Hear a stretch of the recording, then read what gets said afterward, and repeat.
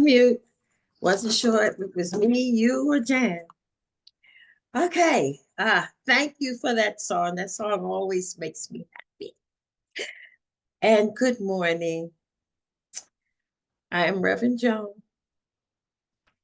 and my contribution today to releasing, letting go, and oneness is always a spirit and a movement in my life. So, from January to October, I would go to work with a smile on my face and happy greetings with my coworkers. We would laugh, have fun, and whenever anyone said to me, "How is everything going?" I would say, "Good, great, wonderful. I am so happy to be here." But come October 1st, when they asked me everything, how it was going, sorry, teachers, I would say, "I am broke and I ain't got no money." That would be my phrase every year from October to December. I would get the same pay, sometimes even overtime.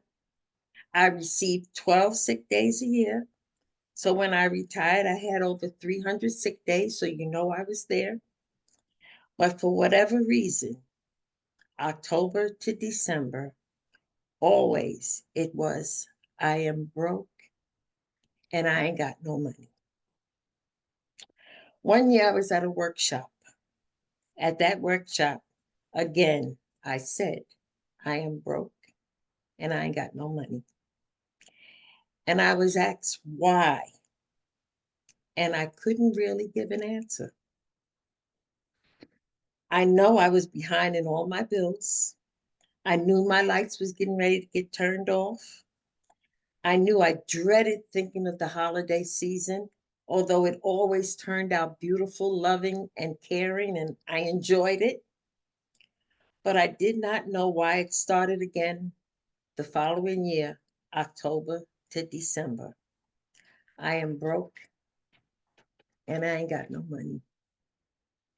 I attended another workshop, and that's where I learned how powerful the two words "I am" are, and how powerful all words are prayers. Do you know when you go shopping and you spend money that you are ending the circulation of money because the last three letters in spend is END? You've put a stop to it. You're not even looking at it coming back. I'm a shopaholic. And when I go shopping now, I'm circulating my money to make sure that the stores stay in business so that I can always go back there and circulate some more. Love shopping. In the Bible, Proverbs 21:23 says, "The one who guards his mouth and tongue keeps himself out of trouble." Ernest Holmes says, "There is one infinite spirit, and every time man says, 'I am,' he is proclaiming it." I'm sure there are phrases out there we all have that we start, "I am." I am sick. I am tired. I am homeless. I am hungry. I am cold. But release that right now, today. Don't take that into 25 with you, 2025. So right now, I want you to think of that phrase and find what you're going to replace it with. Take a deep breath and say out loud, "I am."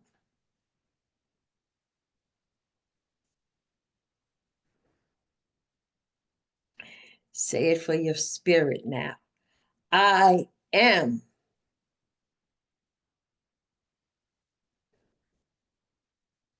And now put it in your heart. "I am."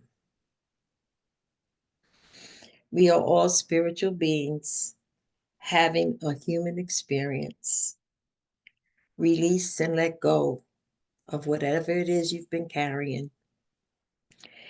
And remember, there is a power in one, and we are all in this together.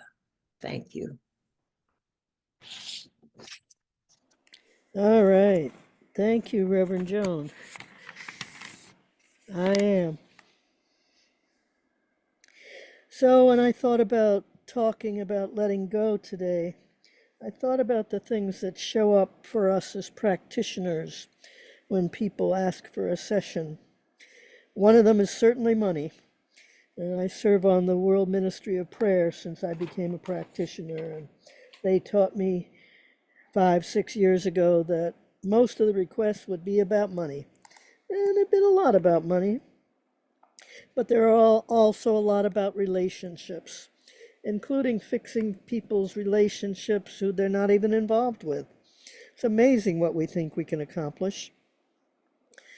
So when I think about relationships, the thing that comes to mind is that saying about people coming into your life for a reason, for a season, and for a lifetime. And I've had several lifetimes, both real and otherwise.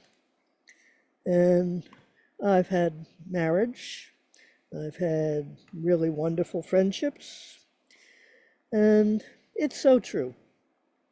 And oftentimes, one person in the relationship doesn't want it to end, and one person does.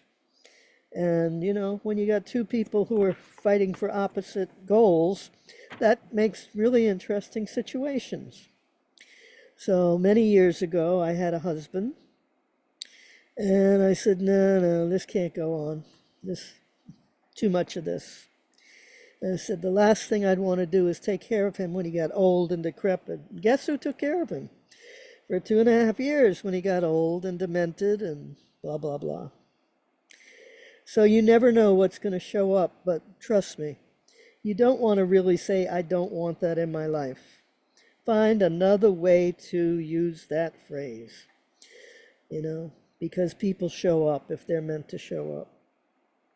I've been fortunate to have a lot of really good friends and even some good family members, and I spent most of yesterday going up and coming back from and visiting with my favorite cousin. And she's the one in her family who's always taken care of those who were in need. Took care of her brother who was delayed, and he's no longer with us. Took care of her mother, took care of her father, and now is taking care of her youngest brother who had a stroke a couple of years ago. And when you're not treated for stroke right away, it just makes it worse. But we were talking yesterday about letting go and things, and she shared with me something I've never heard her say before. She's the one in the family, guess what, that everybody thinks is so strong. And she shared with me yesterday that she's always anxious. And if you had asked me that, and we are close, we're really close, about her, I would have said, no, she doesn't feel that way. But obviously, yesterday I really listened to what she had to say. And a lot of times we don't know what the other person's going through in a relationship. But one of the things that I have found in doing practitioner work, a lot of times people tell you, oh, I can't stand that person. Oh, they're doing this. Oh, we have a kid together and they're turning the kid against me. In that marriage that I told you about, after the divorce, we weren't too happy with one another. But a few years ago, I said to my daughter, do you mind if I send your dad a Father's Day card? She said, no, Mom, you've never done that before. But it was my ex-husband who contributed money so that my daughter could have IVF, which is the only way she could have had her child. So I just wanted to acknowledge that with him. And it's actually a technique I learned years ago in, of all places, Weight Watchers. And they said, find something in that person you have difficulty with to really respect. And I don't remember if they said tell them, but I took it that way. So after I told my ex-husband how much I appreciated for the father and grandfather he had shown up as, guess what? Things changed. So I encourage you, if you think it's a technique that would work for you, find something to like, find something to respect. And one of the ways that I put it is find something about what caused you to love that person to start with that is still existent in them. And I think it, for most people, it will change things.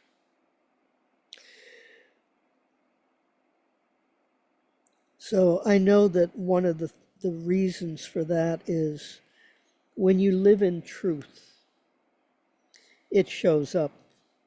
And, we all talk about love like it's a magic ingredient, and the truth is, it is. When you apply love as your weapon, I believe that we succeed. So that's what I have to share with you today, and I'm going to offer you a quote to finish my talk. This is from Jack Cornfield. And Jack says that to let go does not mean to get rid of. To let go means to let be. When we let go with compassion, things come and go on their own. Wow, thank you. Thank you, Jan. Thank you, Joan. Oh, so when I left before my trip to Florida to spend a week with family, I had a different idea about what I was going to be talking about today. But life will often bring you new ideas. And so I want to talk to you all about letting go of ideas and beliefs. So I spent a week in a different kind of place with a lot of different kinds of people with a lot of different ideas and beliefs. At some point, the topic of the drones that have been flying over New Jersey came up, and I had something to contribute because the Sunday before my trip, I saw one of them above my apartment building. When I was walking back from the gym, I was like, oh, there's those things that everybody's been talking about. And so, as I'm retelling my eyewitness account of the encounter with the drone, the ideas and beliefs that were coming up to explain this phenomenon, let's just say if I believed any of them, I wouldn't be here right now. I'd be boarding up my windows. Lots of terrifying, terrifying ideas and beliefs were being floated around by people that were clearly investing a lot into that. And, as Jan has said, in her practice, I often am working with clients to even give them the idea of changing an idea or belief. A client will say to me, well, I've always wanted to own my own home, but I can't do that because I, need to be married first and I'm single and I don't have anyone in my life. That's a big, rich opportunity to change beliefs and ideas. And other people will say to me, maybe bringing in some religious programming from their past and say, well, shouldn't it be that if I do this, then this is going to happen for me? And I say to them, that's a very interesting idea. Is it an idea that's serving you, or is it an idea that is harmful to you? We get a lot of programming from the collective consciousness. We get it from movies and TV. We get it from our family of origin. We get it from our communities, religions, friends, teachers. Lots of ideas about who we are or who we are supposed to be, and how often we can disconnect from our own self love when we are not measuring up to the ideas and beliefs that others have for us, who we're supposed to be, how we're supposed to think, how we're supposed to live our lives, who we're supposed to love. All of these things being projected onto us over and over and over again. And so I will encourage everyone to look at your ideas and beliefs, particularly the ones that you have about yourself.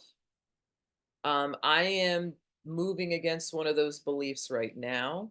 I have an auditory processing disorder, and it leads to a variety of different things. But one of them is I have a very difficult time understanding accents, and I've never been able to learn a foreign language because I cannot interpret the sounds that I'm hearing.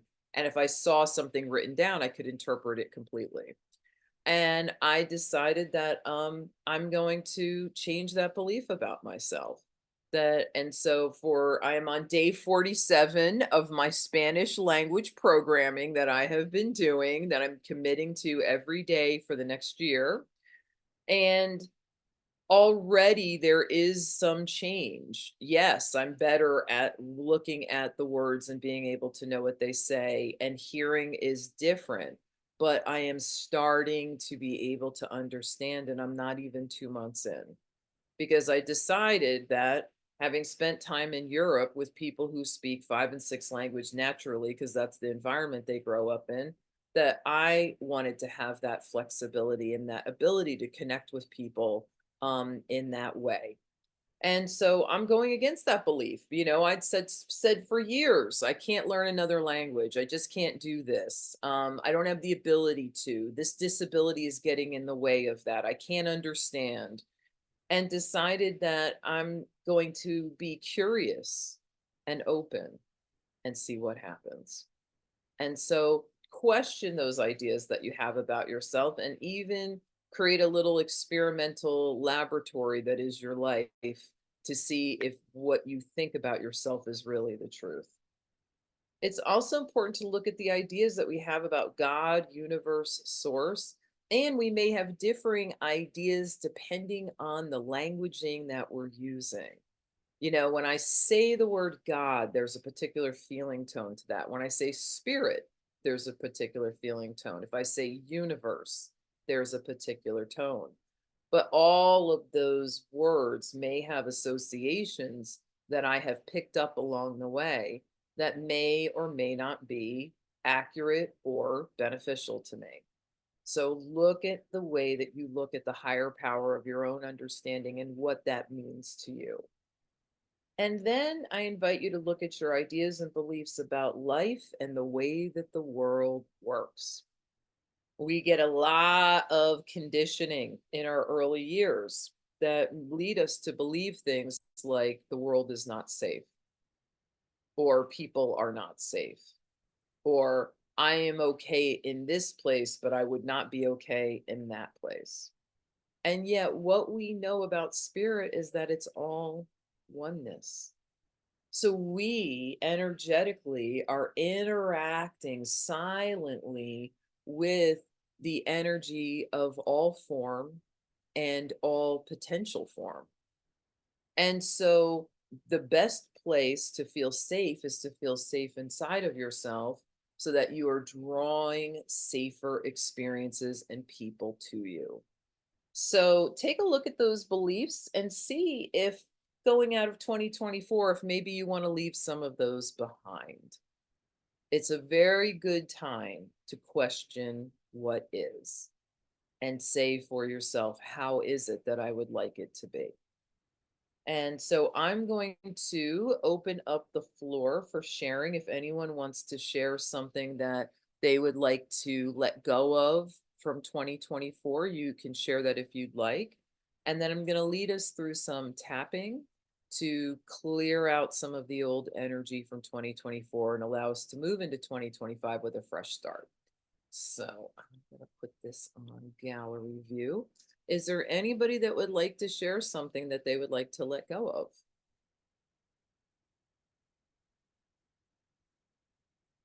Roxanne, do they have permission to unmute themselves? They can. Okay. Anybody want to put a hand up and share? And listen, if you don't want to share, it's okay. We can go right into the tapping, but I wanted to leave the floor open in case anybody wanted to. All right, going once, going twice. Oh, Susie. Okay. Susie, what would you like to let go of from 2024?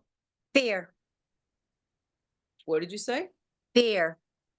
Fear. Great. Okay. Awesome.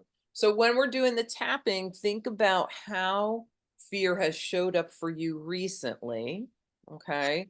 and bring the specificity of that into the tapping that we're going to do today. Okay. With someone from Okay. Rockland also says fear, not enoughness is coming up in the chat. Shay wants to share. Shay, you want to unmute yourself and tell us what you'd like to release from 2024? Yes, I would like to release the manifestation of physical pain from past traumas. Good. Great. That is excellent. Thank you. You're welcome. And we've got negative thoughts, experiences, and feelings about my brothers. Yeah. Ooh, I can relate to that one more more abundantly than I would wish I was. Manifestation from past traumas. Yeah, great. Excellent. This is all really, really, really good stuff. Blood sugar imbalances and insulin use. Okay, that's great too. Right? Looking at a physical condition. So we're going to do some tapping together. If you've never tapped before, then don't worry. Okay. We're going to be just tapping on some meridian points, and the meridians are energetic pathways that have been used in acupuncture and traditional Chinese medicine for, we know, a minimum of 5,000 years. And tapping on those blockages can help us to clear painful emotions and things that are difficult to let go of. You know, Jan spoke about it so eloquently. Sometimes you're in a relationship and one person wants to be in it and the other person doesn't. And that can bring up a lot of painful feelings and it could be hard to let go. Tapping is one of those things that's really, really, really great. Looking at here. Open your cameras so we can view each other. Yeah, if you want to put your cameras on, I get it. It's kind of a rainy kind of day down here in the tri-state area. I get it if you want to stay off camera, so no worries at all. So, on those things that you've been thinking about over the course of this and the people that have shared, I'd like you to identify something that you would like to leave in 2024 and move into a fresh 2025. So think of one thing that is really bothering you the most of all of the things that you could think of. And I'd like you in your mind to give it an intensity rating on a scale of 1 to 10. 10 being it's excruciating, you can hardly even think about it. Okay. 1 being you're barely feeling it at all. And so if you want, you can write it, you can jot it down if you would like to, or just hold it in your mind, but remember your number because that's really important. Okay, everybody ready? Okay, so we're going to start by tapping on the side of the hand. So this is the fleshy part of the palm that is underneath the pinky finger. Now I'm going to use my dominant hand, which happens to be my right hand, to tap on my non-dominant hand, which is my left hand. You can do this, or you can do it the way that I'm doing it. Okay. And I'm going to speak. You all are muted. If you are in an environment where it's safe for you to speak out loud, then please speak out loud. If not, silently repeat it in your mind. Okay. I'm going to speak as if I'm you, and you're going to kind of parrot that back to me. So even though I'm feeling this way about this, and take a moment to tune in on the discomfort of your this. For just right now, I'm facing it head on and trusting that I am okay. Even though I'm feeling like this, and it's really hard. I'm yawning. That means you guys are clearing. That's good. For just right now, I'm open to changing how I feel so I can be empowered about this. Even though I feel really uncomfortable about this. And take a second here to think about your this. How are you feeling and why? What is your target that we're working on? Good, you guys are doing great. For just right now, I'm tapping on it and allowing the energy to flow. We're going to move up to the body points. So we're going to start on the face. We're going to start where the eyebrows meet the bridge of the nose. I usually take 2 fingers here. Okay. And think about the emotion, the fear, the anxiety, the anger, the resentment. This feeling.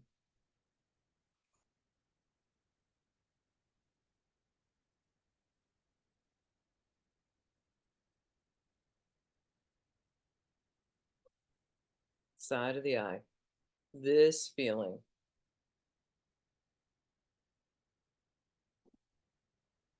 And just think about, focus on that feeling.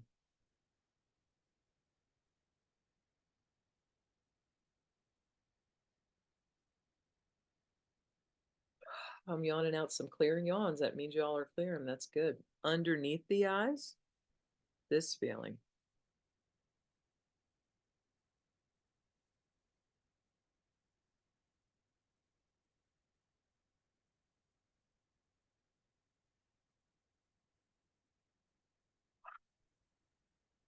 Under the nose, this feeling. Think about and experience that feeling of what you'd like to let go of.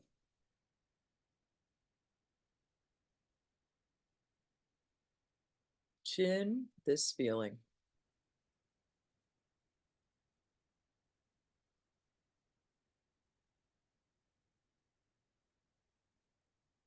Excellent. Now we're going to drop down. We call them the collarbone points, but they're below the collarbone. So feel where your collarbone is, and you're going to go right underneath that. This feeling. Think about your feeling and why you're feeling it.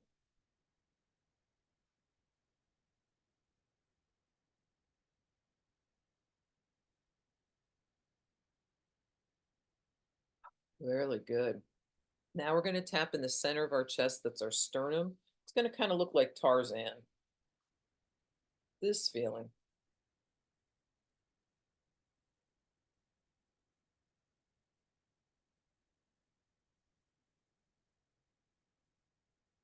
And now we're going to tap on the sides of the bodies. This feeling.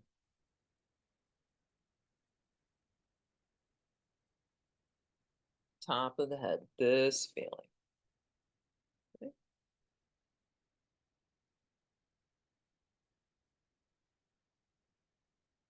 Good. We're going to go back to the side of the hand. And I want you to just close your eyes for a moment. That feels comfortable. Think about the thing you're working on, the thing that you really want to change the way you feel about that. Think about it, see it, experience it, bring it into high definition.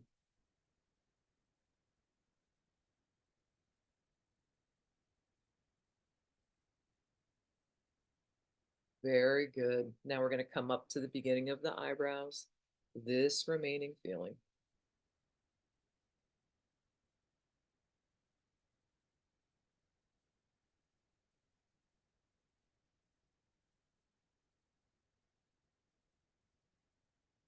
Side of the eye, this remaining feeling.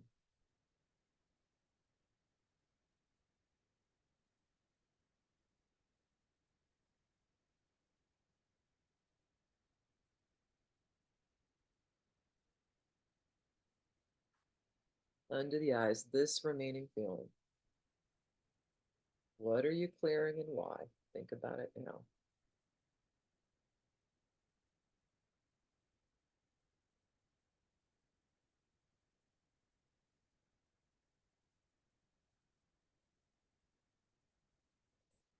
Beautiful. Under the nose, this remaining feeling. Chin, this remaining feeling.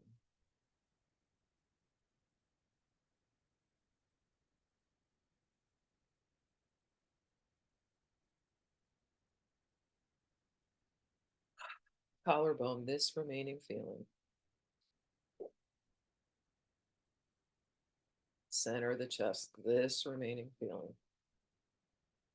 Under the arms, this remaining feeling. Top of the head, this remaining feeling.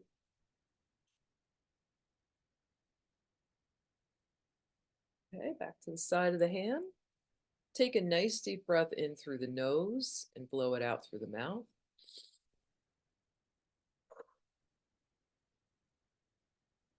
We're going to do a silent round. I'm going to call out the points and you'll tap on them. I'm going to also put out some reminders for you to bring your mind back to focus on the thing that you're working on. Okay?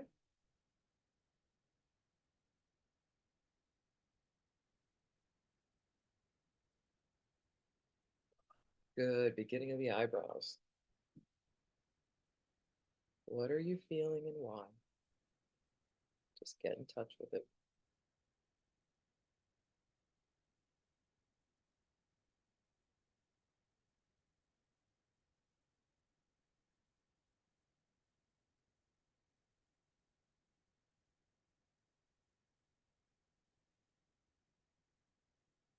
Good. Side of the eye points.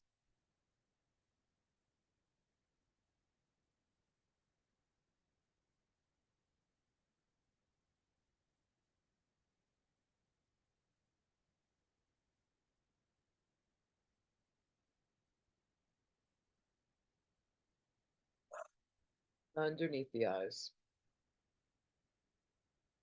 This is a good point for anxiety.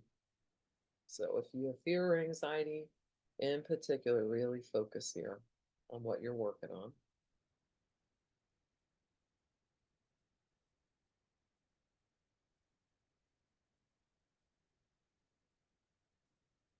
Under the nose.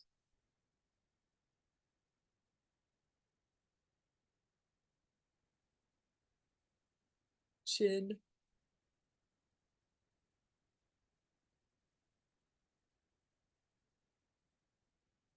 Collarbone.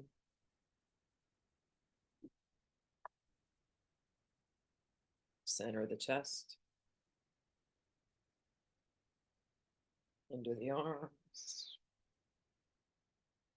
Top of the head.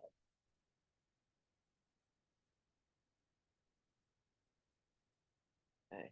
Now we're going to place one hand across the forehead and another across the back of the head just above that ridge. So we're going to hold our head here and take some nice deep breaths in through the nose and blow out through the mouth.